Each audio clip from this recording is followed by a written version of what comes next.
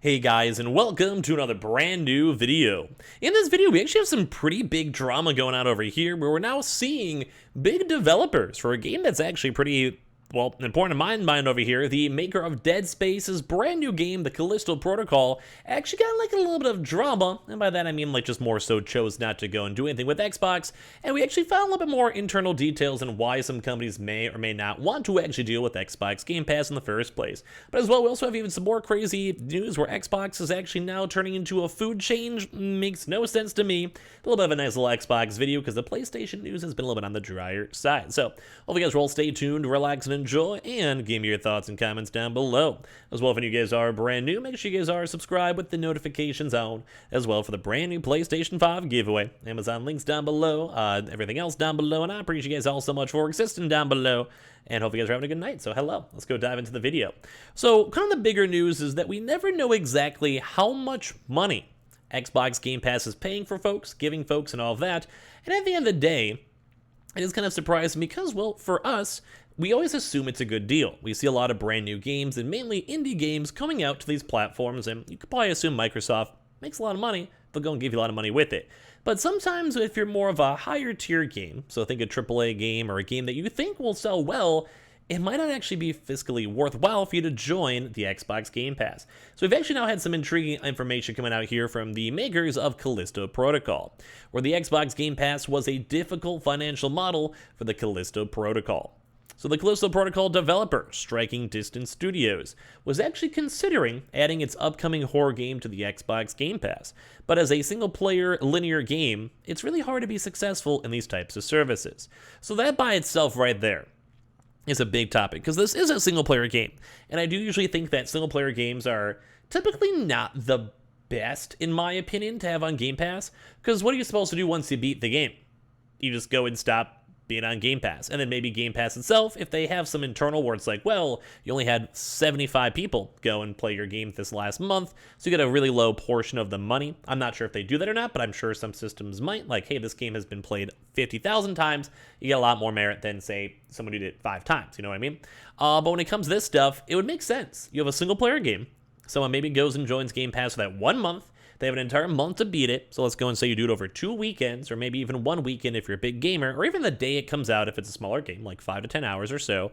Then there's basically, number one, they didn't get the proper sales numbers. So instead of getting paid, like, say, $60, $70 on a PS5, Steam, EA, whatever, they're only getting paid whatever portion that Xbox Game Pass offered to give them. Whether it was a upfront sum of, let's say, like $50 million for exclusive rights, or let's go and say it's based on a percentage of who downloads and plays the game. So that could actually be potentially bad for sales. If you think your game is going to do well, and of course it is a gamble, and some people would probably rather take the consistent money, but if you think your game's going to do well, and you think you can probably make more money over time goes on, it might be good. So Xbox Game Pass obviously is a service that's been going pretty good since 2017 too as well, but in a recent interview with Striking Distance Studios Chief Technology Officer Mark James, we were told that the service is a difficult place for independent linear single-player games like the Callisto Protocol, so it actually probably will not be coming to Game Pass in 2022 or 2023. Since it's a single-player game, third-person linear horror game coming from Striking Distance Studios and the minds behind Dead Space, the title was given a fresh gameplay trailer during its Gamescom too as well. And while they were at the show, they asked the studios, like, hey, like, you gonna see this on Game Pass? You're gonna go rocking on out? And they did go and state that while they did go and think about it, they suggest that ultimately the service isn't the right place for a single-player game from an independent studio to thrive. You play it once in the Callisto Protocol.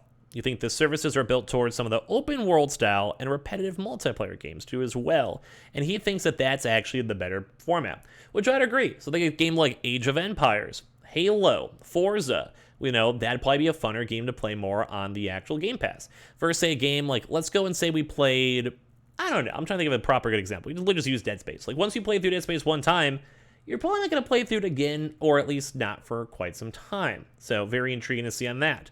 And I think I do agree on this take, mainly because if you could also sell on the PS5, maybe you could even get some better marketing deals if you're not on Game Pass too as well, on PlayStation, maybe even on Steam, and on top of that, like front page of Steam, etc.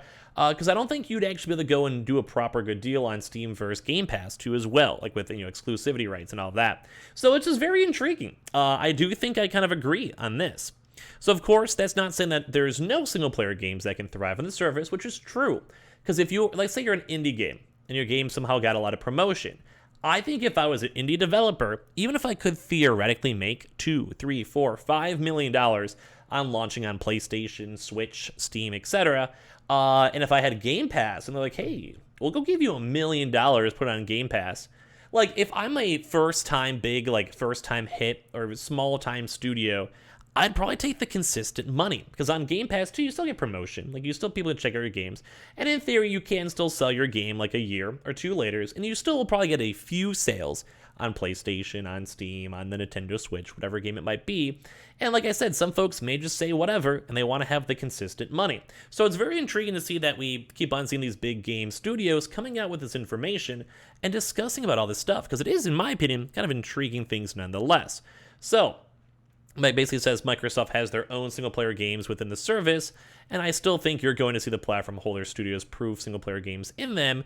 I'm just saying, for their own mind and financial models, it's a difficult one to make work as an independent studio. I think you're going to see single-player games, but it'll probably come from the hardware companies. So it'll probably maybe come from stuff that has like close tie-ins with, say, AMD, NVIDIA games that maybe have like proper G-Forks, or like specific AMD promotions, which has happened before, or as well just companies that have a very close connection with Xbox, and maybe their communities do too as well.